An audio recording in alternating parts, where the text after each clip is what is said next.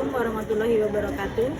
Perkenalkan, nama saya Eni Maryani dari Batch 2 Sejarah Kebudayaan Islam UIN Fatmawati Kota Bengkulu. Assalamualaikum warahmatullahi wabarakatuh. Waalaikumsalam warahmatullahi wabarakatuh. Selamat pagi semuanya. Baik, sebelum kita mulai pelajaran, mohon absen terlebih dahulu. Siapa yang tidak hadir pada pagi hari ini? Oke, baiklah. Sebelum kita mulai belajar pada pagi hari ini, saya mau kasih instruksi terlebih dahulu. Kalau memang terbilang konsentrasi, tepuk 1 silahkan pegang di kepala, tepuk 2 pegang di pundak, tepuk 3 pegang pinggang. Semuanya silahkan berdiri.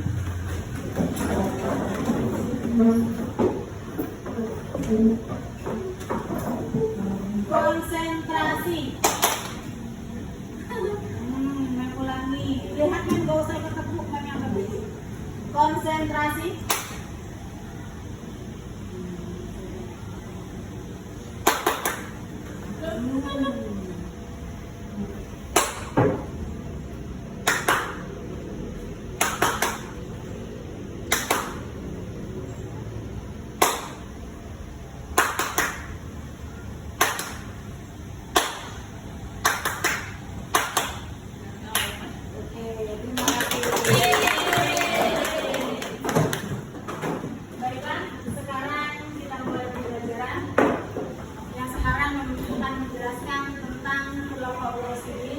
Sebelum Mem melanjutkan Khulafaur Rasyidin, Mem mau bertanya dulu tentang materi yang kemarin, yang terakhir tentang sejarah Nabi Muhammad. Siapa yang masih ingat kapan meninggalnya atau wafatnya Nabi? 12 Rabiul Awal. Tahun? Ingat, tanggal 12 Rabiul Awal tahun Gajah itu kelahiran Nabi Muhammad.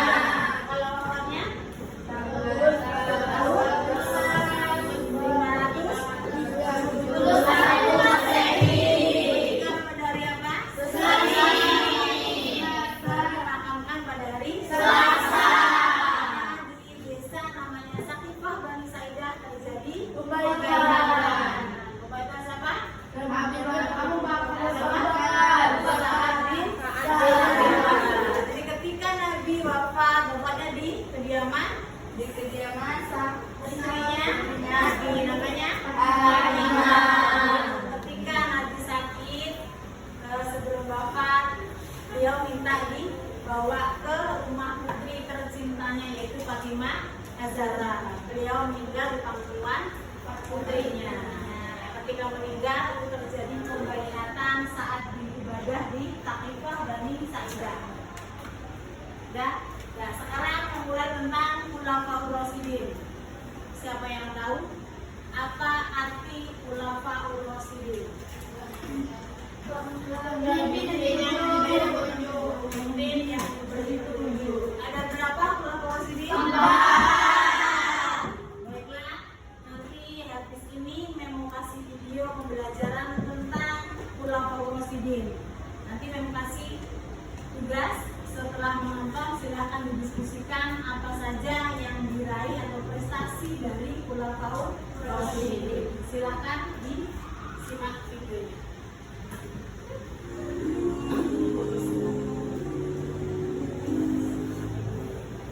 Assalamualaikum warahmatullahi wabarakatuh.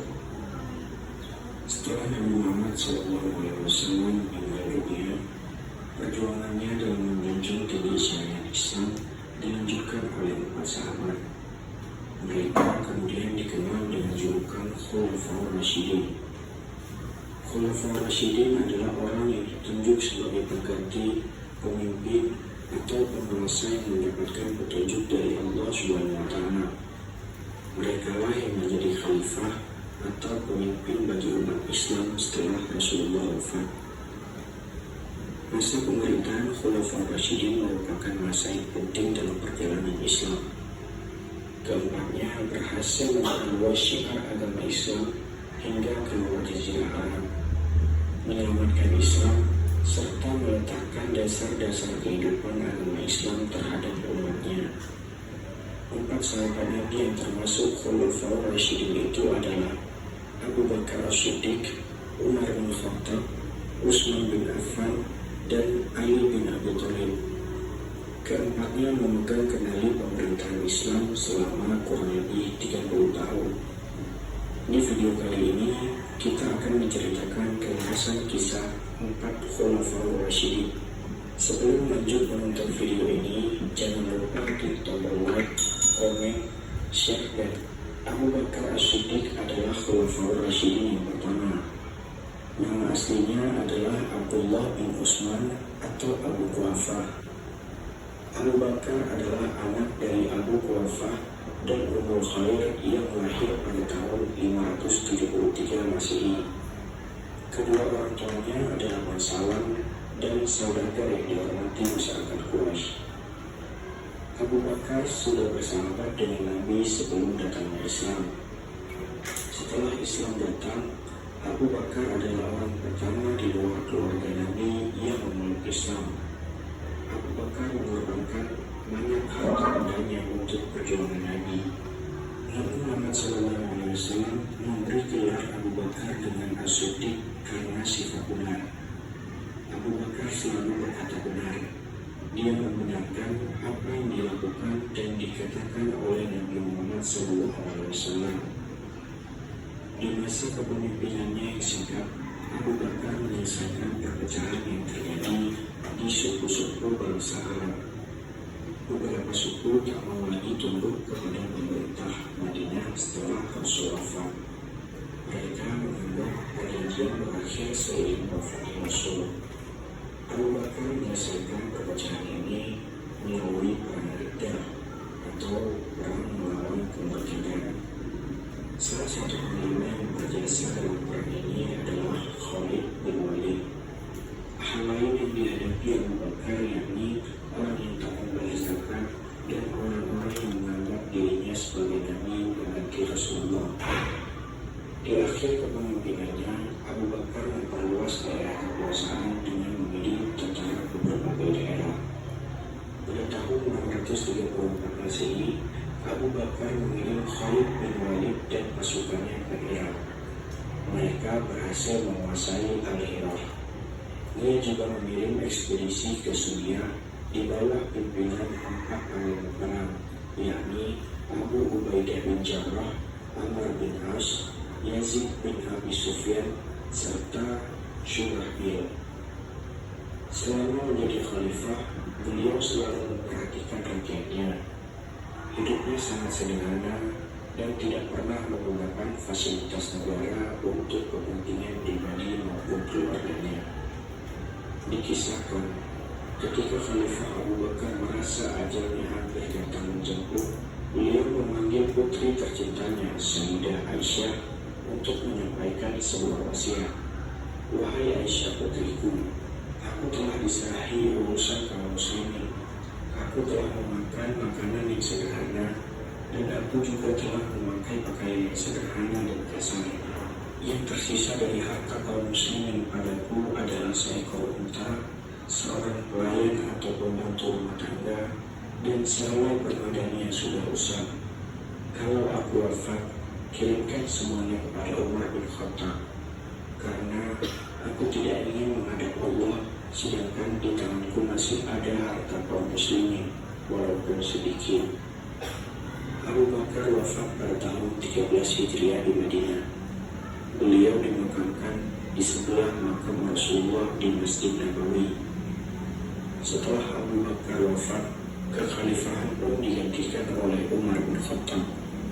Umar bin Khattab lahir pada 574 Masehi. Nama lengkapnya adalah Umar bin Khattab bin Naufal bin Abdul Uzza. Ia adalah putra dari Khattab bin Naufal dan Hantamah binti Hisham. Kedua orang tuanya berasal dari suku Adi, suku yang terpandang di kalangan orang-orang Quraisy. Leluhurnya adalah pejabat duta besar dan pedagang. Beliau seringkali ikut orang tuanya berdagang ke luar negeri. Sebelum masuk Islam, Umar dikenal sangat keras menentang seruan Rasulullah. Bahkan ia pernah mengadakan percobaan pembunuhan terhadap Rasulullah. Ketika mendengar adiknya Fatimah dan suaminya masuk Islam, Umar sangat murka. Hingga tiba pada waktunya, terketuklah hati Umar dengan mengurungkan niat untuk menghentikan dakwah Rasulullah. Umar lalu memeluk agama Islam. Keislaman Umar memberikan pengaruh besar bagi penduduk Mekah. Beliau hadir menjadi salah satu penguat dan semangat untuk memperjuangkan pergerakan Islam bersama Rasulullah. Umar memiliki julukan yang diberikan oleh Rasulullah, yaitu Al-Faruq, yang berarti orang yang bisa memisahkan antara kebenaran dan keadilan. Pada saat menjadi khalifah, Umar tak ingin memakai sebutan khalifah. Ia memilih disebut Amirul Mukminin, yang berarti pemimpin orang-orang beriman. Umar bin Khattab terkenal dengan keteguhan prinsip, ketegasan, keadilan, dan keberanian sebagai pemimpin. Umar dianggap menjadi pemimpin ideal bagi kaum muslim. Kisah hidupnya begitu penuh makna dan dihargai oleh rakyat kala itu karena sikapnya yang sangat berani menegakkan kebenaran dan berhak rakyat. Lalu memastikan seluruh rakyat telah terpenuhi haknya dan mendapatkan keadilan. Umar bin Khattab kerap melakukan penusukan di tengah malam seorang diri dan tanpa pengawalan. Selain meneruskan kebijakan Abu Bakar, beliau juga membuat gerakan-gerakan baru dalam pemerintahannya untuk kepentingan pertahanan, keamanan, dan ketertiban dalam masyarakat. Beliau mendirikan lembaga kepolisian, mengangkat pejabat pengawas harga kebutuhan, dan lain sebagainya.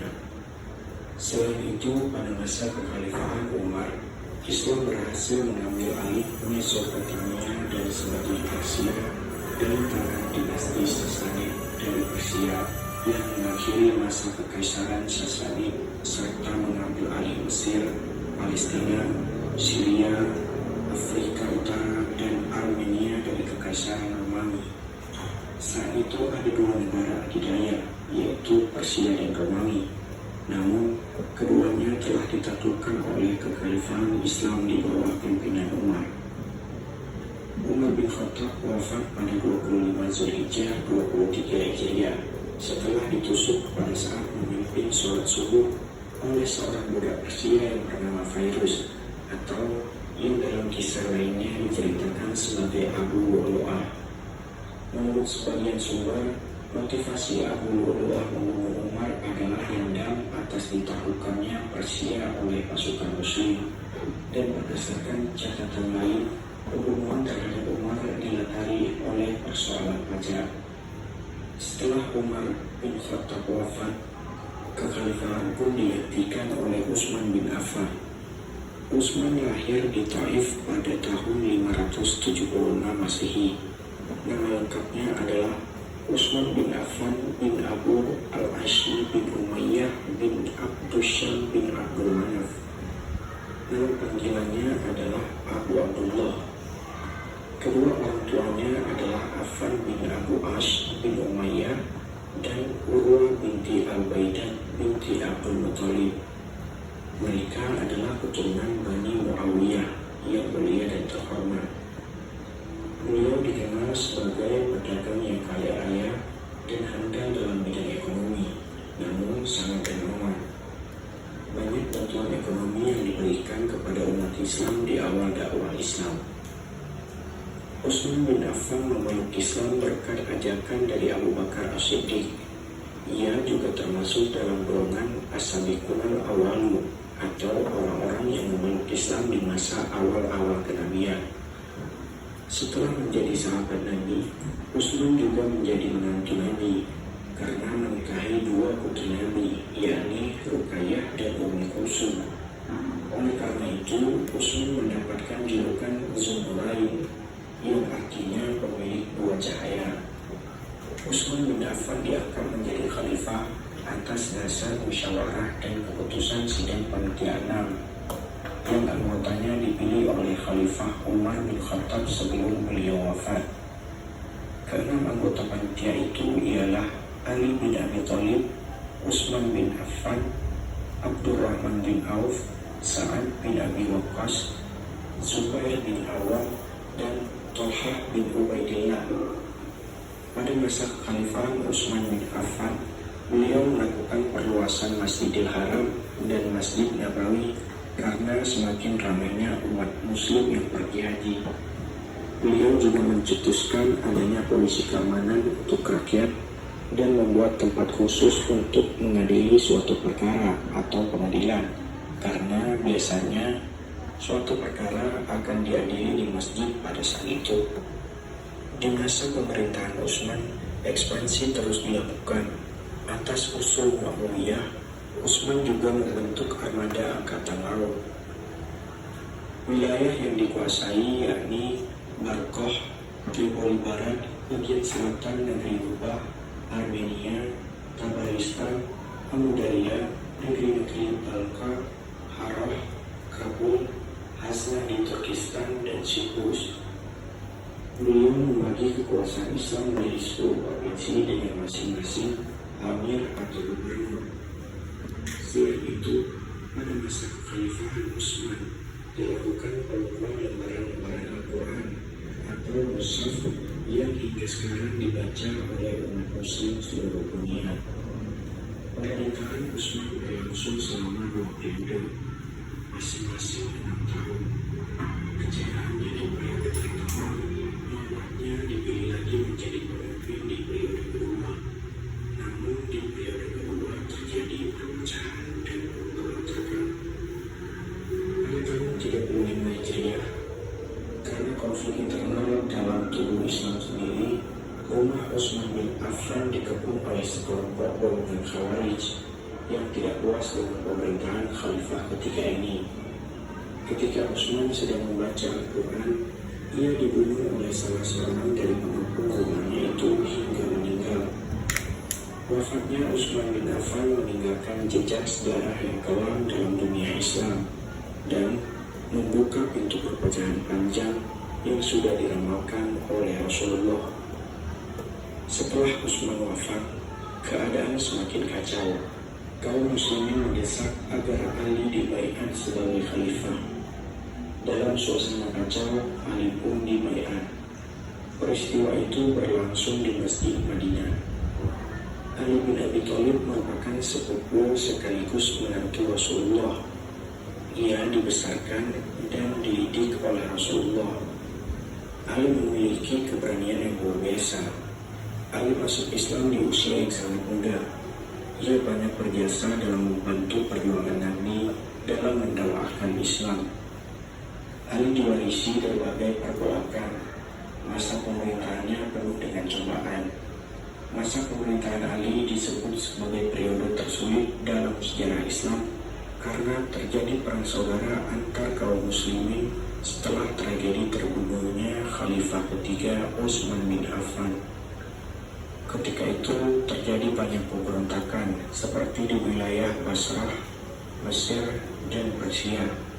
Hal ini membuat kekuasaan Ali menjadi lemah.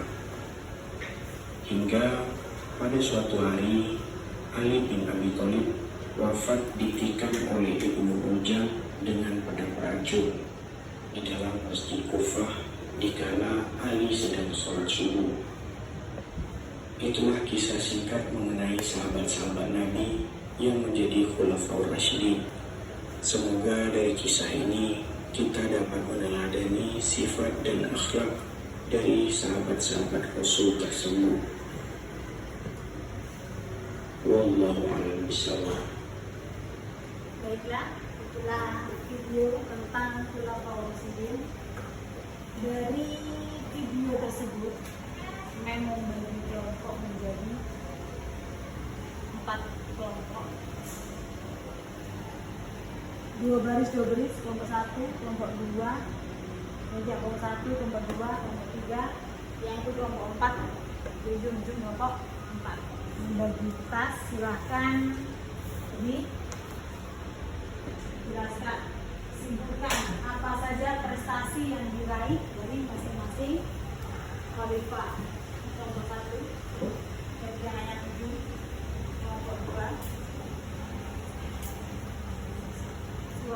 3, kelompok 4. Dan kasih waktu, silakan dikerjakan. Kalau sudah nanti kita presentasikan.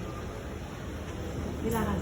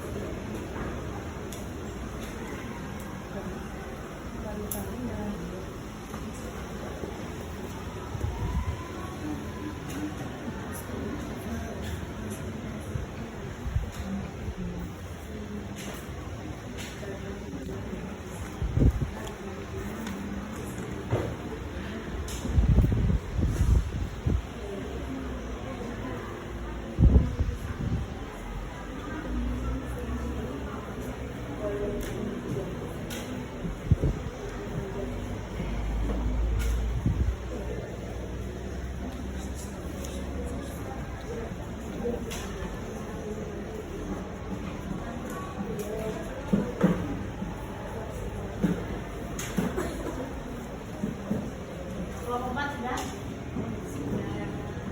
Tiga? Sudah. Satu dan belum? Sudah. Yang kedua?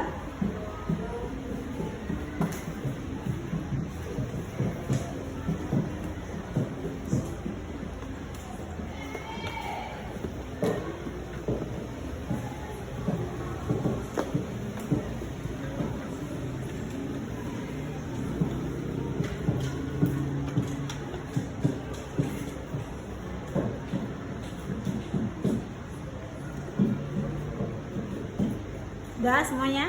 Sudah. Baiklah, kalau sudah semuanya, masing-masing kelompok sudin sebelum memtanya satu persatu. Bagaimana proses pengangkatan Khalifah Umar bin Khattab Bakasi melalui apa?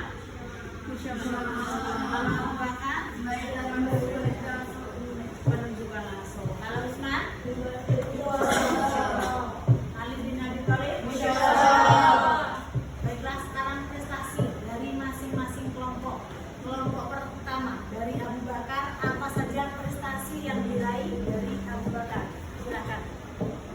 Nilainya dikasih Al-Quran dan senadi palsu. Dari kelompok 2 Umar bin Khattab, apa saja prestasinya? Menetapkan pada diri kuliah, penjelasan wilayah, dan menata administrasi dan keuangan negara. Ya, baik. Dari kelompok 3 prestasi Utsman bin Affan apa aja? Penjelasan wilayah, pembentukan angkatan laut, renovasi masjid Nabawi, pembukuan Nizam Al-Quran. Dari kelompok 4 mengganti pejabat yang kurang cakap, membenahi keuangan negara, memajukan bidang pembangunan dan pembahasan. baiklah, itulah prestasi dari 4 kelompok Sekarang berapa lama dari masing-masing menjabat menjadi khalifah? Abu Bakar berapa lama? 2 tahun. Kalau Umar bin Khattab berapa tahun? Ya, 10 tahun. Kalau Utsman bin Affan? 12 tahun. Ali bin Abi Thalib? 5. Itulah lamanya dari masing-masing kelompok ini menjabat menjadi khalifah. Sekarang berakhirnya kekhalifahan dari Abu Bakar apa? Ya, karena sakit. Kalau Umar? Ketika dia boleh? Kalau Utsman bin Affan? Ditusuk oleh itu kalau dari Ali bin Abi Thalib oleh Ibnu Mujar. Jadi kalau Utsman siapa yang bunuh? Abdullah bin Sabah. Itulah berakhirnya kekhalifahan Khulafaur Rasyidin. Besok selanjutnya untuk materi besok kita akan melanjutkan tentang dinasti Umayyah. Jadi setelah berakhirnya kekhalifahan Khulafaur Rasyidin itu adalah dinasti Umayyah. Tidak lagi pemilihan melalui demokrasi tapi melalui sistem kerajaan hukum atau monarki. Nah, baiklah, sampai di sini ada yang mau dipertanyakan? Belum? Oke, sampai bertemu di depan. Yang akhiri, Assalamualaikum warahmatullahi wabarakatuh.